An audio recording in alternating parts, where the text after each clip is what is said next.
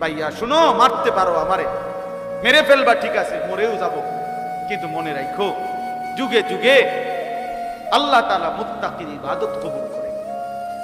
ও ইউসুফ আলাইহিস সালাম, কোরআন শরীফে আছে, ওনার 10 ভাই যখন বহু জুলুম করছে ওনার উপরে, সর্বশেষ যখন মিশরে পরিচয় হয়েছে, তখন ইউসুফ আলাইহিস সালাম বললেন, ইন্নাহু মান ইয়াত্তাকি ওয়া ইয়াসবির ফাইন্নাল্লাহা লা ইউযিউ আজরাল মুহসিনিন। 10 ভাইকে বলছে, দোস্ত ভাইয়ারা শুনো, যে মুত্তাকি হবে, তাকওয়া অবলম্বন করবে, আর আল্লাহর ফয়সালার উপরে সবর করবে, তো আল্লাহ ওয়াদা দিছে এমন নেককারের কোন আমল আল্লাহ বিফলে দেবে না। তাকওয়া চাই, আমারও আপনারও তাকওয়া চাই, তাকওয়া চাই, তাকওয়া দরকার। গুনাহমুক্ত জীবন, গুনাহমুক্ত জিন্দেগি, গুনাহমুক্ত জিন্দেগি, গুনাহমুক্ত জীবন। লান ইয়ানালাল্লাহা লুহুমুহা ওয়ালা দিমাউহা ওয়ালাকিন ইয়ানালুহুত তাকওয়া মিনকুম। তাকওয়া মিনকুম, আল্লাহ বলে আমি তাকওয়া চাই, আমি গোশত চাই। বান্দা যেন বলে, আল্লাহ আপনি জানেন না, মাওলা এমন টাটকা রোদের মধ্যে পুরাটা বাজার হাইটটা যে একটা কষ্ট করে ফেক, কাদা, গোবর এগুলো সব মারাইয়া মন 200 গরু চাইয়া এই গরুটা কিনছি, আল্লাহ আপনি লেগে তো কিনছি, আপনি বুঝি 2টা টুলকা গোস্ত খাইতেন না, কিটা কর, এত কষ্ট করলাম, কি পরিমাণ ঘাম জড়াইলাম, আপনি নেন না, আপনি 2 টুকরাই নেন, আপনি নেন, কুদ্দুর গোস্ত নেন। আল্লাহ বলছে না, পুরাটা বান্দা গোস্ত, পুরাটা গরু তুমি নাও, কলিজাটা, দিলটা আমারে দাও। আমি দিল চাই, আমি তাকওয়া চাই, আমি দিল দেখি। সবাই দেখে গরুর দিকে, রব দেখে কলিজার দিকে, আল্লাহ দেখে কিসের দিকে? দিলের দিকে দেখে। ওই দিলে আমি আল্লাহর ভালোবাসা আছে কিনা, ওই দিল গুনাহমুক্ত দিল কিনা, ওই জীবন গুনাহমুক্ত জীবন। আল্লাহ আমাদেরকে তৌফিক দান। হজের মধ্যে আল্লাহ কোরআনে বলছে, ওয়াতাযাওয়াদু ফাইন্না খায়রাজ যাদিত তাকওয়া ওয়াত্তাকুনি ইয়া উলিল আলবাব। আল্লাহ বলছে হোটেল মোটেল না, তাকওয়া, তাকওয়া। হজের মধ্যে আল্লাহ বলছে ওয়াত্তাকুনি ইয়া উলিল আলবাব, হে বিবেকবান, তাকওয়া বলো।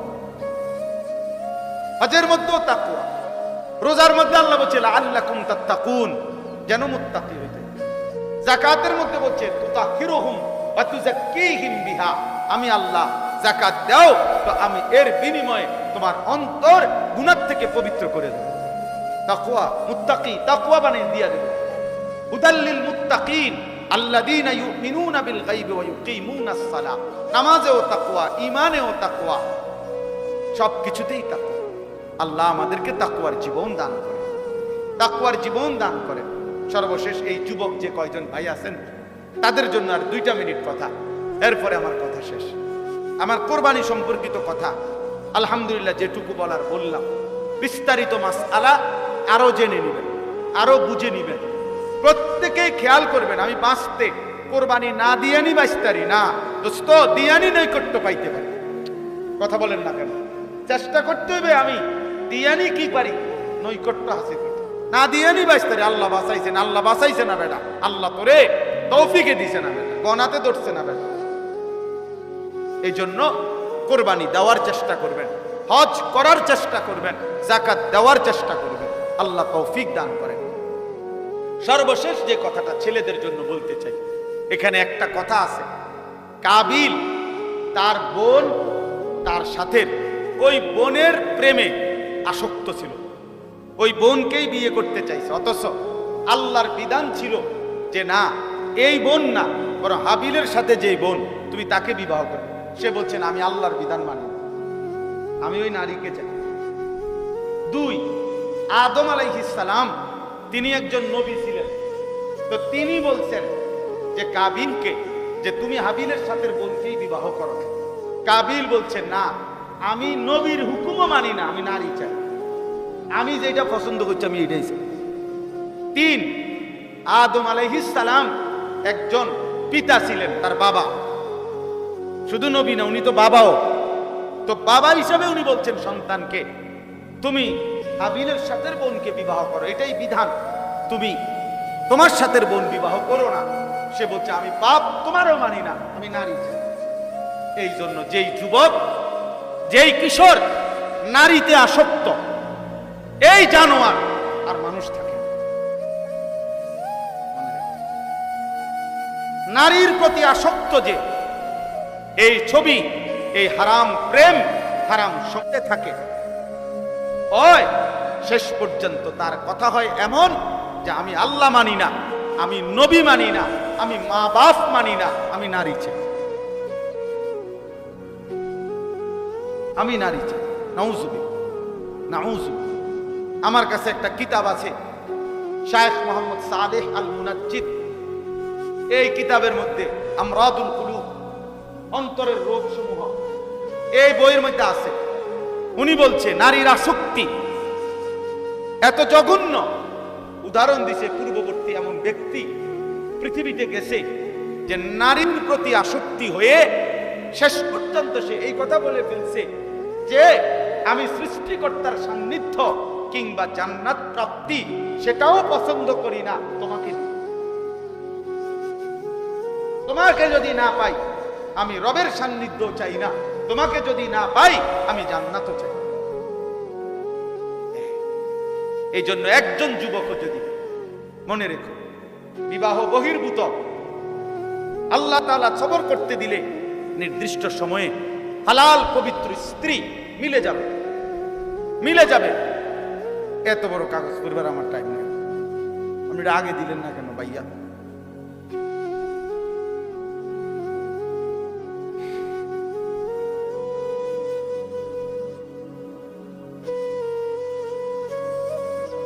ও এটা আলাদা বিষয়, ঠিক আছে, আলাদা কথা বলে নিয়ে আসি।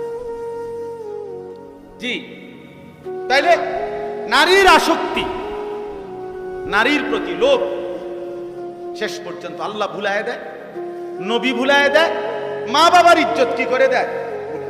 পোলা মাইয়ারে লইয়া ভাগ্যা যায়, মাইয়া ফুলারে লইয়া ভাগ্যা যায়।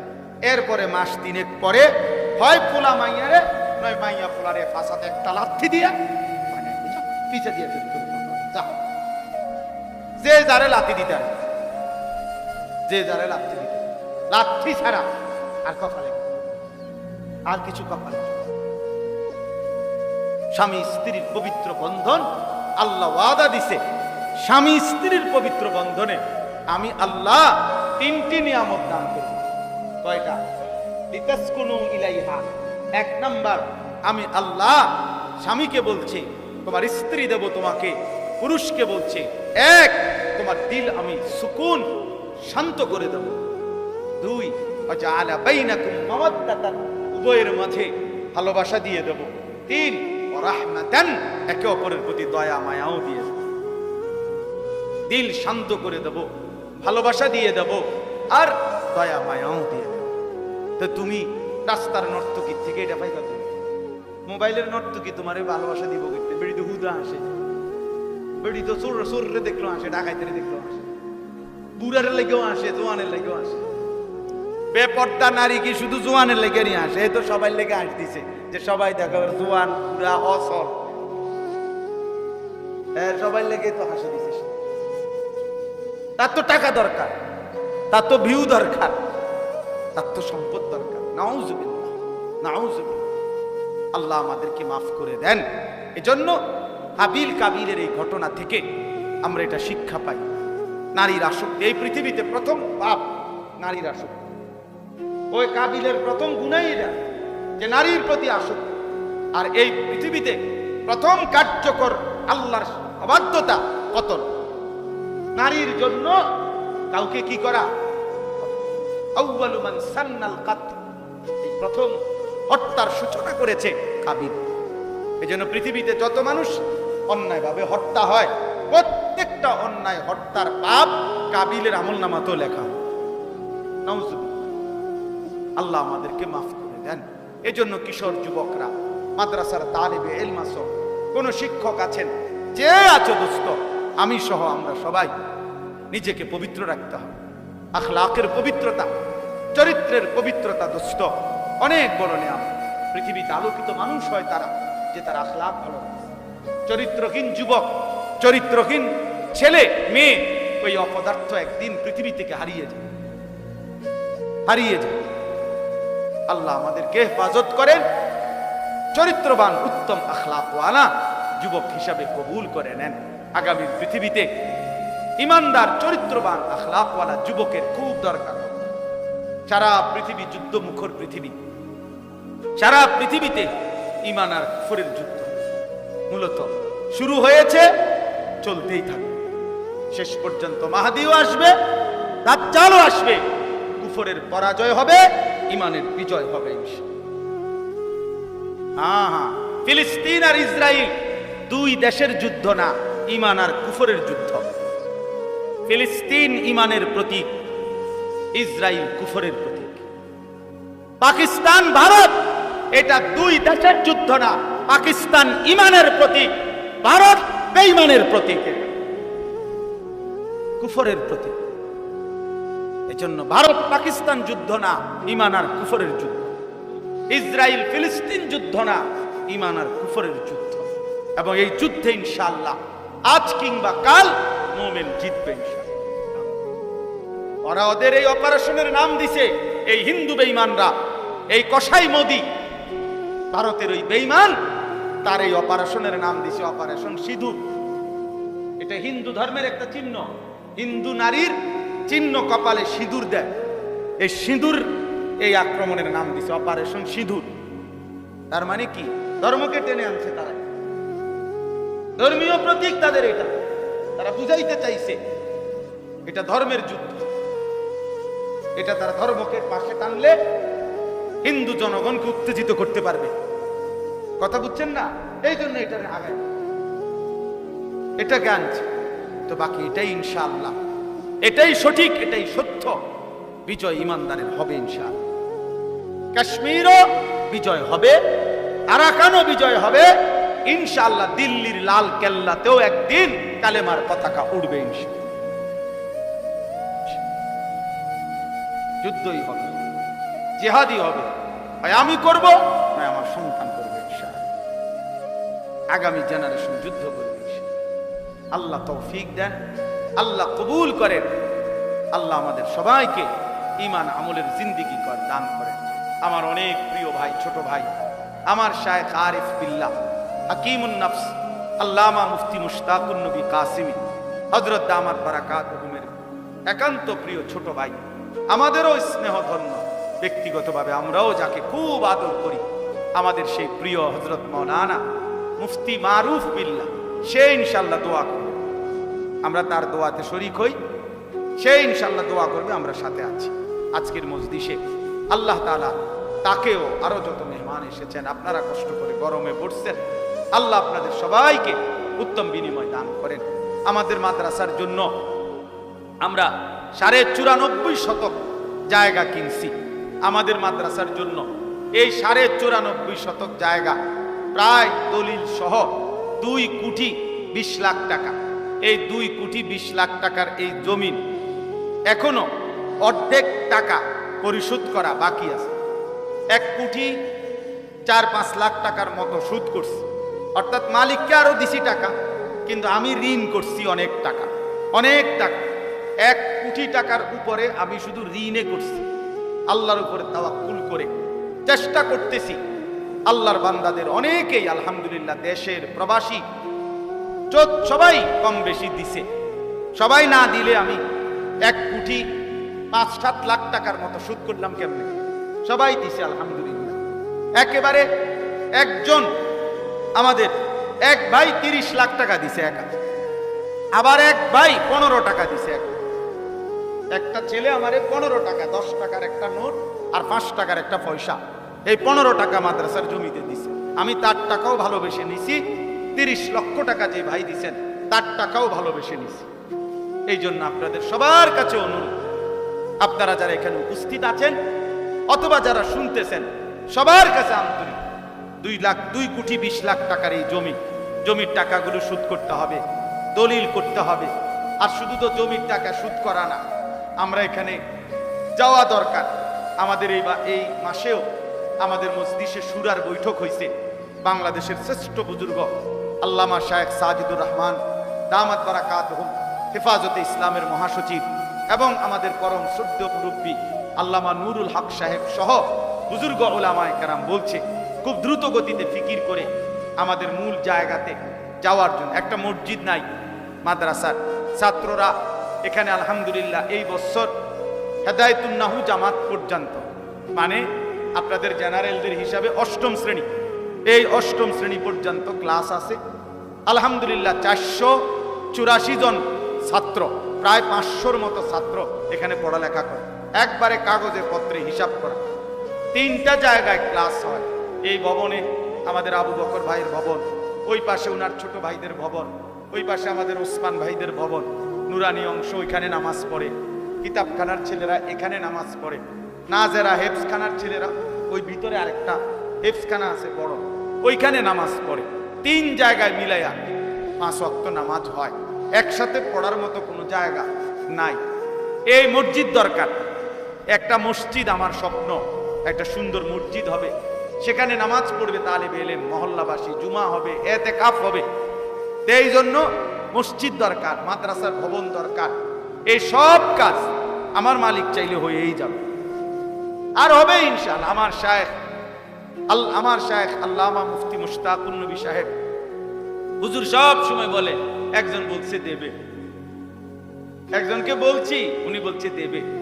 ওই একজন হলো আল্লাহ, যিনি বান্দার সব নেক তামান্না পূরণ করবেন ইনশাআল্লাহ। সকালবেলা সূর্য যখন উঠে, এই সূর্য উঠবার 15-20 মিনিট পরের টাইমকে এশরাকের সময় কয়। স্বাভাবিকভাবে আমরা তখন কি পড়ি? এশরাকের নামাজ পড়ি। এর একটু পরে আবার এই সময় ঘন্টা খানিক সূর্য শুধু উঠতেই থাকে, বাড়তে থাকে। 1 থেকে 1.5 ঘন্টার ব্যবধানে সূর্য যেদ্দুর বড় হওয়ার, যেদ্দুর আলো ছড়াইবার, এটা পূর্ণ ছড়ায় ফেলে। এরপরে একটা নির্ধারিত সময় পর্যন্ত ওই আলোটাই আলোকিত করে রাখে। এরপরে আবার একটা সময় আসলে সূর্য হেলতে শুরু করে। তো এই প্রথম যখন সূর্য ওঠে তখন আলো বাড়তে বাড়তে বাড়তে 1-1.5 ঘন্টা ব্যবধানে যখন পূর্ণ আলোকিত হয়, সূর্যটা ছড়িয়ে পড়ে আলো, ওই টাইমটাকে বলা হয় ওয়াক্তুদ দুহা, দুহার সময়, চাষতের সময়। যেটা আমরা বাপ চাচা, দাদারা, মা চাচিরা চাষতের নামাজ, নফল নামাজ পড়ে। আমার মারে আমি আজীবন দেখছি, মা নাস্তা খাইতেন না, কইতো মা কোনো চাষতের নামাজ বাকি নেই। তা আমরা ছোটবেলায় কইতাম কি শাস্তের নামাজ, কি যাওয়া মনে করতে পারি কি শাস্তের নামাজ। তো মা এই চাষতের নামাজ না পড়ে এই 7:30, 8টা এরকম টাইম, এইটা না পড়ে মা নাস্তা করতেন না। তাইলে এইটারে বলা হয় ওয়াক্তুদ দুহা, দুহার সময়। কোরআনুল কারীমের মধ্যে একটা সূরাই আছে এবং কোরআনে আল্লাহ তাআলা এই সময়ের কসম করছে, ওয়াদ-দুহা ওয়াল-লাইলি ইযা সাজা। এই যে ওয়াদ-দুহা, এই দুহা শব্দের অর্থ এটাই, সকালের সূর্য পূর্ণ আলোকিত হওয়ার সময়। তো সকালের সূর্য যখন পূর্ণ আলোকিত হয়, এই টাইমটাকে বলা হয় ওয়াক্তুদ দুহা। আর এইটাই হলো কোরবানির টাইম, কোরবানির প্রাণী জবাই করার সময়। এরই মধ্যে কোরবানির 2 রাকাত ঈদুল আজহার ওয়াজিব নামাজ কি হয়ে যায়? আদায় হয়ে যায়। হইয়াই এরপরে কি শুরু হয়? এই জন্য কোরবানির মাসনুন উত্তম সময়টাই হলো কি? ওয়াক্তুদ দুহা, এই সময়টা। এই জন্য এই আদহা, উদহিয়া, ইদহিয়া, দহিয়া, দহায়া, আদাহি, এই সবগুলোর দ্বারা এই সময়টাকে বুঝায়। অর্থাৎ এই সময়ে যেহেতু স্বাভাবিকভাবে কোরবানি শুরু হয়, এই জন্য এটাকে ইয়াউমুল উদহিয়া বলে অথবা ঈদুল আজহা বলে। এইটাকে এই জন্য বলে এই কোরবানির শুরুর টাইম। হাদিসের মধ্যে আছে সাহাবায়ে কেরাম নবী সাল্লাল্লাহু আলাইহি ওয়াসাল্লামকে জিজ্ঞেস করছে, মা হাদিহিল আদাহি ইয়া রাসূলুল্লাহ, হে আল্লাহ রাসূল, আদাহি এই যে বহু বছর, এই উদহিয়াটা এটা কি? আমরা যে কুরবানি করি এই সময়টা, আল্লাহ নবী সাল্লাল্লাহু আলাইহি ওয়াসাল্লাম বললেন সুন্নাতু আবিকুম ইব্রাহিম, তোমাদের পিতা ইব্রাহিম আলাইহিস সালামের সুন্নাত। আমাদের পিতা কে? ইব্রাহিম আলাইহিস সালাম, তার সুন্নাত এটা, সুন্নাত এটা। তো আল্লাহ নবী সাল্লাল্লাহু আলাইহি সাল্লাম কে সাহাবীরা তাহলে এই শব্দটা ব্যবহার করছে, আদাহি, আদাহি। হাদিসের মধ্যে যত কিতাব আছে, হাদিসের কিতাব, ওই কিতাবের মধ্যে কোরবানি সম্পর্কিত হাদিসগুলো যেখানে উল্লেখ করা হয়, ওই কিতাবটাকেই বলা হয় কিতাবুল উদহি। তাইলে এই শব্দটা এখানে, আচ্ছা এটা বুঝলেন। আর হইল দ্বিতীয় শব্দ হইল কোরবান, যেটার আমরা সবাই বলি কোরবানির ঈদ, কোরবান। এ কোরবান এটাও আরবি শব্দ, এবং এটাও হুবহু কোরআন শরীফে আছে, এই যে এখানে আছে ইজ কাররাবা কুরবানান, এই যে কুরবান এই শব্দটি হাদিসে ব্যবহার হয়েছে। আবার আরো একটা সূরা আল ইমরানে খুব সম্ভব বিকুরবানিন তাকুলুহুন নার, এখানে আছে কোরআন শরীফে কুরবান শব্দটি ব্যবহার আছে কোরআনে। কুরবান মানে কি? কুর বড় কাফ রা বা এলো মূল অক্ষর, অর্থ হইল কারো নৈকট্য অর্জন করা, কারো ঘনিষ্ঠ হওয়া, কারো কাছে যাওয়া। ওয়াসাবিকুন আস-সাবিকুন উলাইকাল মুকাররাবুন, এই আল্লাহ তাআলা বলেন হাসরের ময়দানে তিন ধরনের মানুষ হবে। এক ধরনের মানুষ হবে সাবিকুন, অগ্রবর্তী বাহিনী, যারা আল্লাহ তাআলার মুকাররাব, একদম ঘনিষ্ঠ। আর আরো দুই দল হবে আসহাবুল মাইমানা, যারা ডান পাশের বাহিনী। আরেক দল হবে আসহাবুল মাশআমা, বাম পাশের বাহিনী। বাম পাশের বাহিনী, এই বাম পাশের বাহিনী এরা জাহান্নাম, আর ডান পাশের বাহিনী এরাও জান্নাতি, এবং ওই মুকাররাবিন যারা সাবিকুন, অগ্রবর্তী বাহিনী, তারাও জান্নাতি। এরাও জান্নাতি, ডান পাশের বাহিনী, আর ওরাও জান্নাতি। তাহলে মুকাররাব কুরবান। তো বান্দা যখন কুরবানি করে,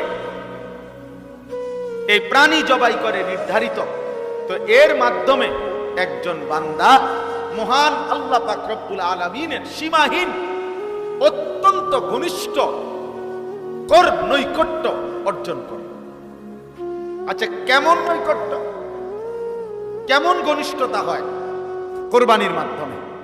এবারে হাদিস থেকে শুনেন, তাইলেই বুঝবেন। তাহলে কোরবান মানে কি? নৈকট্য অর্জন করা। কি বলেন? যারা জুরাইতেছেন না তারা বলেন নৈকট্য। যারা জুরাইতেছেন তারা আপনার পাশের ব্যক্তির মোবাইল নাম্বার রাখবেন। সুবিধা কি? সুবিধা হইল পরে ওনার থেকে জেনে নেবেন যে ভাই আপনি তো সজাগ ছিলেন, এখন আমি তো জুরাইছি, আমি এখন আপনার থেকে শুনতে চাইতেছি যে আমি যখন জুরাইতেছিলাম তখন হুজুর যা বলতেছিলেন কি সেই কথাগুলো। তখন ওই সজাগ মানুষটা আপনারে বিস্তারিত বলে দেবে। আল্লাহ পাক জুরানি এবং আজুরানি সবাইকে কবুল করে। না নারাজ হইয়া তো লাভ নাই, নারাজ হইয়া করব। কোরআন শরীফ আছে ওয়াকুল্লাহু ওয়া'দাল্লাহুল হুসনা। আল্লাহ তাআলা বলছে যে সমস্ত সাহাবীরা মুজাহিদ যুদ্ধ করছে, আর যারা কোনো কারণবশত যুদ্ধে অংশগ্রহণ করতে পারে নাই, কাঈদিন বসা ছিল, যাইতে পারে নাই, আল্লাহ বলছে যাও, ওরা কারণবশত যাইতে পারে নাই আর এরা যুদ্ধে গেছে, যাও, আমি উভয়ের জন্যই আমি আল্লাহ জান্নাতের ওয়াদা দিয়া দিলাম। ওয়াকুল্লাহু ওয়া'দাল্লাহুল হুসনা, ওর জন্য জান্নাতের ওয়াদা। যাই হোক, তাহলে দেখেন আল্লাহ তাআলা এই শব্দটি কোরআনে ব্যবহার করেছে। তাহলে আমি এই দুইটা শব্দের ব্যাখ্যা করলাম। এক নাম্বার হলো ঈদুল আজহা, আরেকটা হলো কোরবান, উভয়টাই। তাহলে কোরবানের দ্বারা নৈকট্য হাসিল করা। তাহলে বান্দা যখন প্রাণী জবাই করে এটার দ্বারা মূলত সে আল্লাহ তাআলার নৈকট্য অর্জন করে। কি করে বলেন? কেমন নৈকট্য? হাদিসের মধ্যে আছে, আল্লাহ নবী সাল্লাল্লাহু আলাইহি ওয়াসাল্লাম বলেন, মা আমিলা আদমিয়ুন মিন আমালি ইয়াউমিন নাহার আহাব্বা ইলাল্লাহ মিন ইহরাকিদ দাম। নবীজি বলেন, কোন মুমিন কুরবানির দিন, ঈদুল আজহার দিন যা কিছু নেক আমল করে, ঈদুল আজহার দিন সে মনে করেন নামাজ পড়লো, ঈদুল আজহার নামাজ পড়লো, দান সদকা করলো, মেহমানদারি করলো, আপ্যায়ন করলো, মাশাআল্লাহ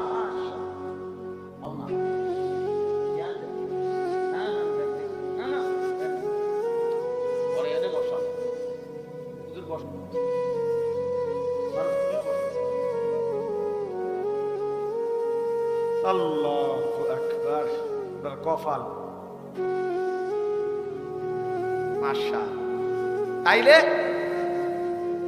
রাসূলুল্লাহ সাল্লাল্লাহু আলাইহি ওয়াসাল্লাম বলেন, কুরবানির দিন বান্দা যা কিছু করে আমল, সমস্ত আমলের মধ্যে আহাব্বা ইলাল্লাহ, আল্লাহর নিকট সবচেয়ে প্রিয় সেদিন ইহরাকিদ দাম, যে প্রাণী, যেই পশু, গরু, ছাগল, বকরি, ভেড়া, দুম্বা যেটা জবাই করা হয়, এটাই হচ্ছে সেদিন আল্লাহর কাছে সবচেয়ে প্রিয়,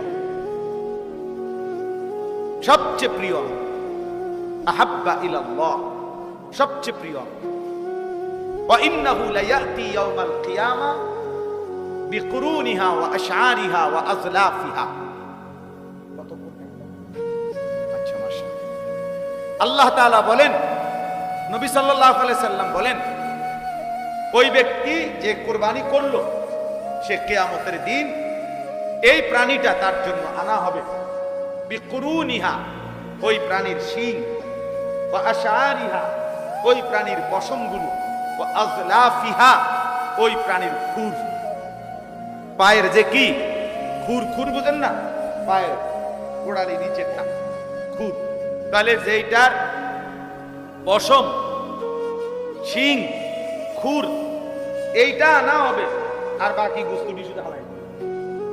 কি কর অর্থ হইল, অর্থাৎ যেগুলো ফেলে দেওয়ার জিনিস সেইগুলো যেখানে আনা হবে, তার মানে আল্লাহ নবী সাল্লাল্লাহু আলাইহি সাল্লাম বলেন, কুরবানির এই পুরা প্রাণীটাই কিয়ামতের দিন আল্লাহ তাআলা তার জন্য নেকি হিসাবে হাশরের ময়দানে হাজির করে দেবে।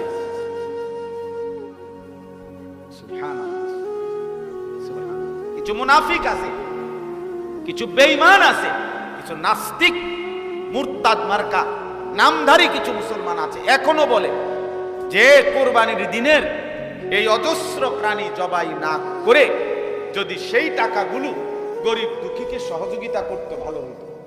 আমি নিজে দেখছি, বাংলাদেশেও এরকম বুদ্ধিজীবী আছে, চান্দি সোলা বুদ্ধিজীবী, যাদের মাথায় অতিরিক্ত বুদ্ধির কারণে কি নাই, চুল নাই, পর্যাপ্ত পরিমাণ বুদ্ধিতে যাদের চুল উড়ে গেছে। কথা বুঝছেন না?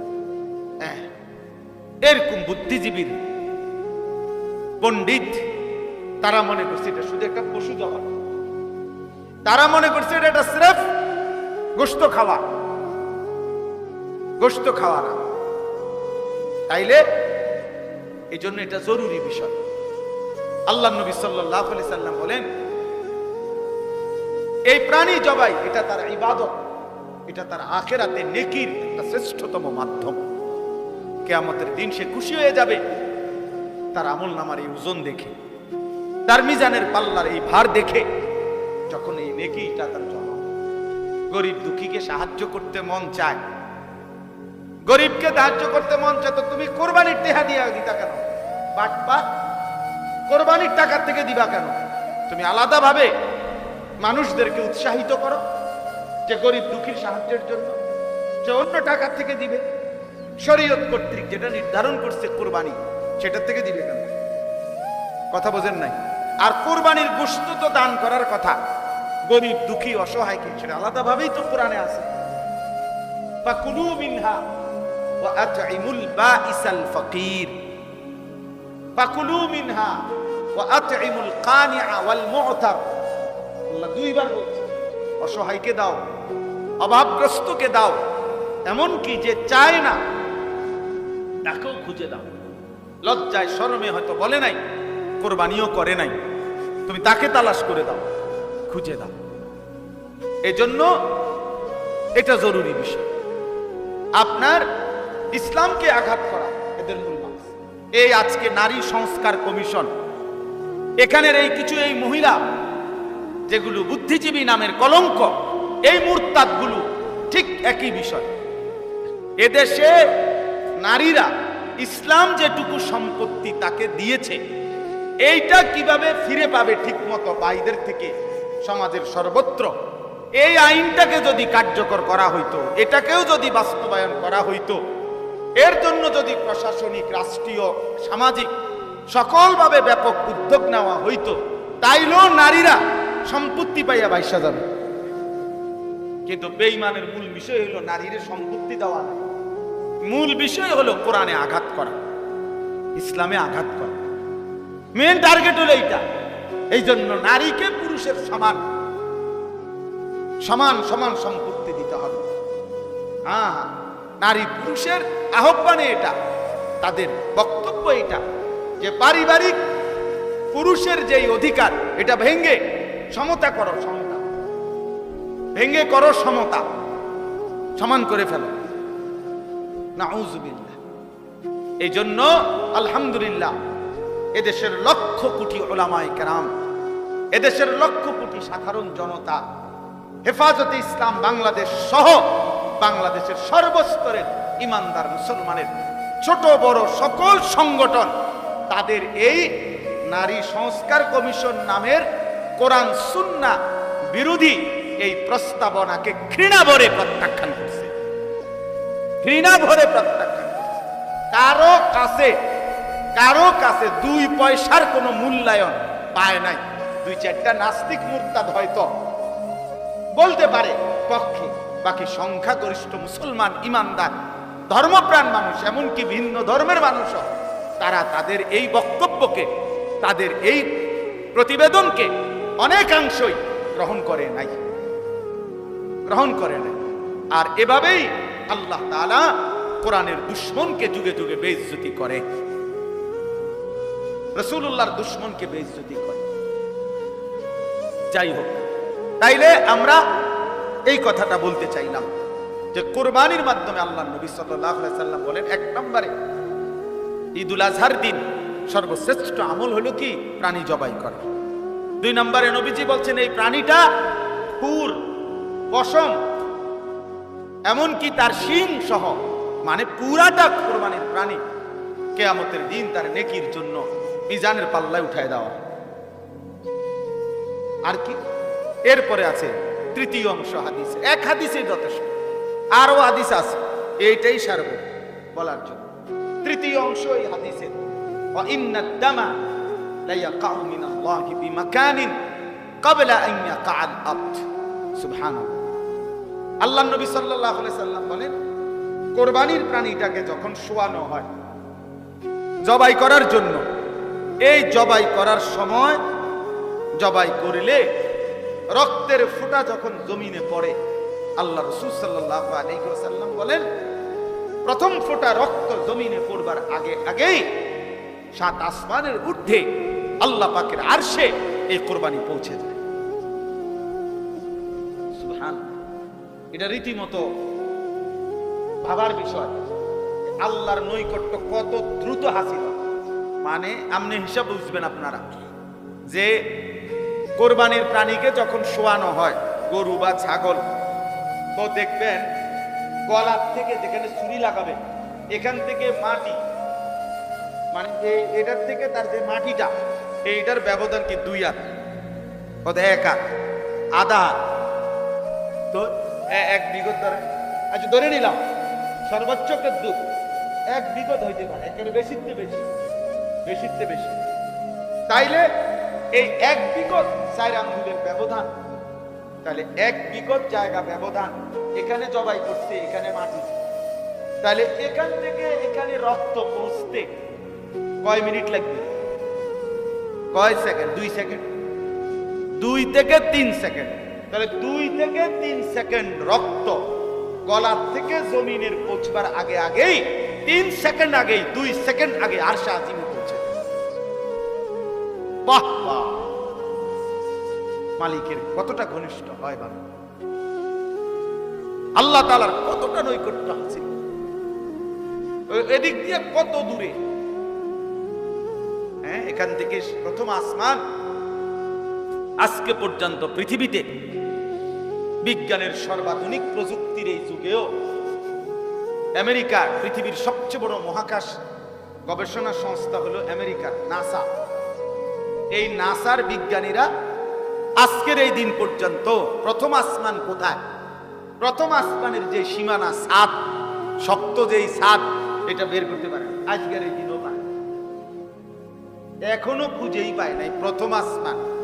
এরপরে তো বেটা দ্বিতীয় আসমান, তৃতীয় আসমান, তোর 14 গোষ্ঠী হায়াত শেষ হলো তো পারি।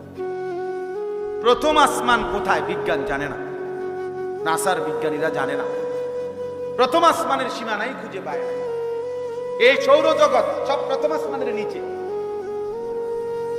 সমস্ত গ্রহ উপগ্রহ, গ্যালাক্সি, নক্ষত্র, যা কিছু বলে বিজ্ঞানের, এগুলো এক একটার বর্ণনা শুনলে যে এটা এত লক্ষ মাইল দূরে, এটা এত কোটি মাইল দূরে, এটা পৃথিবীতে আলো পৌঁছতে এত হাজার বছর লাগে, এগুলো তো এমনি তারা যে বলে বিজ্ঞানীরা, হ্যাঁ হিসাব, তেমনি মাথা গরম হয়ে যাওয়ার কথা। তাহলে এত হাজার বছরের হিসাব যা বলে সবকিছুই প্রথম আসমানের নিচে, সবকিছু সব প্রথম আসমানের নিচে। আল্লাহ তাআলা কুরআনুল কারীমের মধ্যে বলছেন, ইন্না যায়্যানাস সামাআদ দুনিয়া বিজিনাতিল কাওয়াকিব। আমি আল্লাহ প্রথম আসমানকে তারকারাজির সৌন্দর্য দিয়ে আমি আল্লাহ সাজিয়েছি। প্রথম আসমানের ডেকোরেশন, প্রথম আসমানের ডেকোরেশন করছি আমি আল্লাহ, সূর্য দিয়ে, চন্দ্র দিয়ে, কোটি কোটি তারকারাজি দিয়ে। এবার দ্বিতীয় আসমানের ডেকোরেশন কেমনে করছি মহান মালিকে জানে। তৃতীয় আসমানের সৌন্দর্য আল্লাহ কেমনে সাজাইছে মালিকে জানে। হায় চতুর্থ, পঞ্চম, ষষ্ঠ, সপ্তম আসমান কত সুন্দর সে আল্লাহই জানে। তো আরশে আজিম পর্যন্ত উপরে আল্লাহ তাআলাই কি সৌন্দর্য আল্লাহই জানেন, আল্লাহই জানেন। জান্নাত কতটা সুন্দর আল্লাহই জানেন, সাজিয়েছেন। এই জন্য আজকে পর্যন্ত পৃথিবীর কোন বিজ্ঞানী গবেষক জানেই না প্রথম আসমান কোথায়, প্রথম আসমানের সীমানাই জানে না। অথচ কোরবানির এই একটি প্রাণী মাত্র 20,000 টাকা, 30,000 টাকা, 40,000 টাকা, 50,000 টাকা খরচ করার বরকতে এক আল্লাহর বান্দা নিচের দিকে এক বিগত 2 সেকেন্ড আর 3 সেকেন্ড মাটিতে পৌঁছবার আগেই রক্ত অনেক দূরের সে আরশে আজিমে আল্লাহর কাছে পৌঁছে যায়। একটা নির্দিষ্ট জায়গায় আল্লাহ তাআলা সেটা জমা করে দেয়।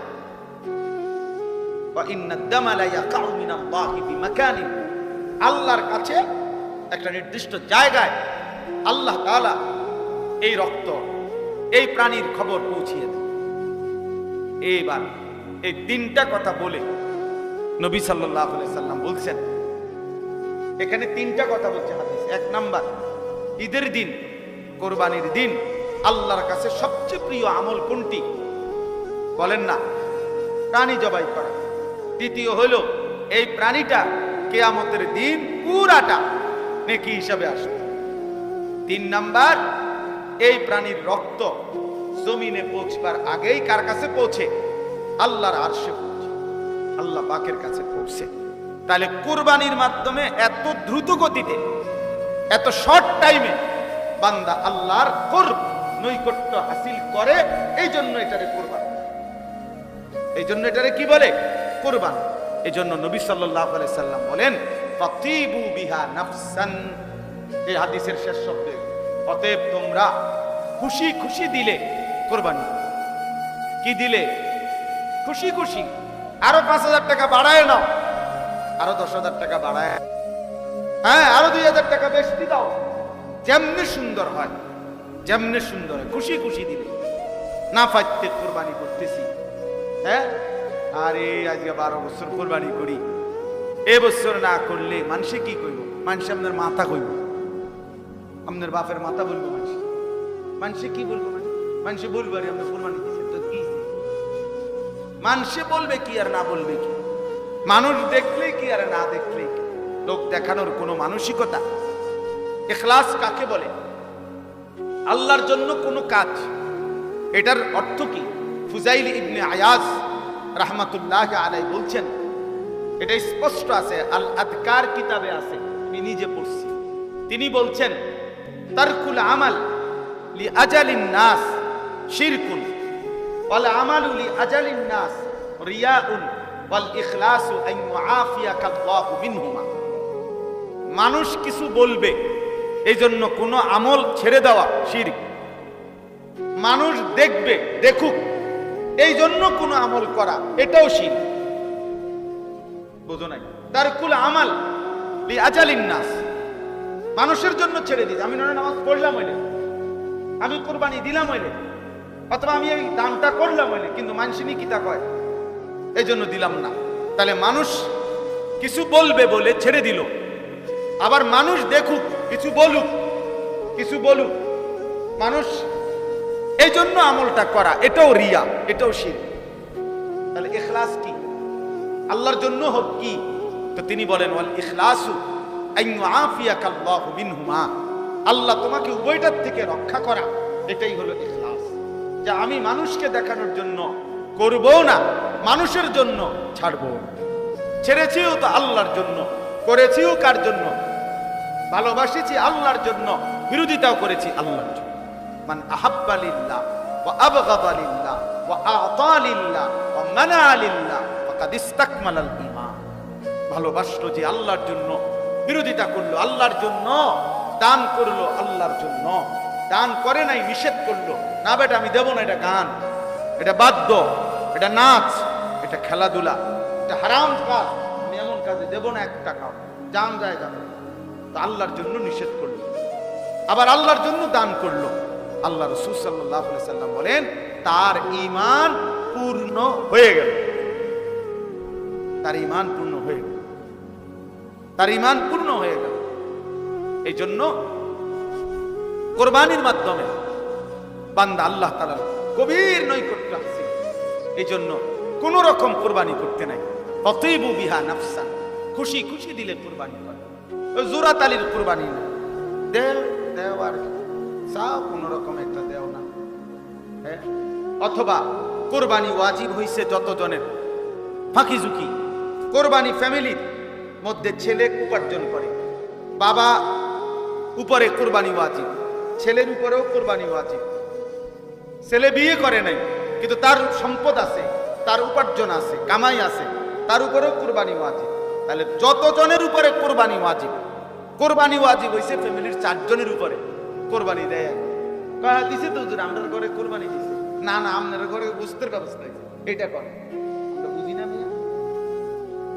সবাই মিলে যা আব্বার নামে দিছেন, সবার টাকার থেকে অর্থ হইলে আপনার ঘরে কোরবানির দিন খাওয়ানোর কি ব্যবস্থা হয়েছে? গোশতের ব্যবস্থা হয়েছে, কোরবানি হয় না। কোরবানি তো যতজনের উপরে ওয়াজিব হয় ততজনকে দিতে হয়, ততজনকে দিতে হয়। আব্বার জন্য বাড়িতে টাকা পাঠাইছি 30,000, বাড়িতে কোরবানি হইতেছে।